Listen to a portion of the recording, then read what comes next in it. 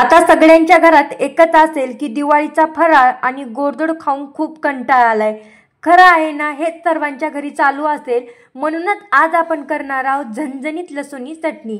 त्यासाठी 15 मिनिटं लाल मिरची भिजत ठेवायची पाण्यामध्ये। 15 मिनिटांनंतर खलबत्त्यामध्ये लाल मिरची टाकायची आणि जोपर्यंत आपला हात दुखत नाही तोपर्यंत ही खलबत्त्यामध्ये बारीक करून घ्यायची। चटणीनं खलबत्त्यातच कुटायची म्हणजे खूप मस्त चव येते। नंतर यामध्ये लसूण पाकळ्या, जिरे, चवीप्रमाणे मीठ टाकून पुन्हा ही चटणी आपल्याला बारीक अशी वाटून घ्यायची आहे बघा। अशा प्रकारे आपली चटणी वाटून झालेली आहे, एका वाटीमध्ये काढून घ्यायची। आता आपण चटणीला फोडणी देऊन घेऊया। त्यासाठी गॅसवर कढई ठेवलेली आहे। कढईमध्ये तेल टाकायचं। तेल गरम झालं की जिरे मोहरी टाकायची। वाटलेली चटणी टाकून 2 मिनिटं तेलामध्ये परतून घ्यायची आहे। ही बघा तयार आहे आपली झणझणीत चमचमीत खमंग लसूणी चटणी। तुमच्याही घरच्याचं असं दिवाळीच्या फराळानं गोडधोड तोंड झालं असेल तर अशी झटपट होणारी लसूणी चटणी खायला करून द्या। खूप मस्त होती। व्हिडिओ आवडल्यास एक लाईक, चॅनलला सबस्क्राईब करायला विसरू नका।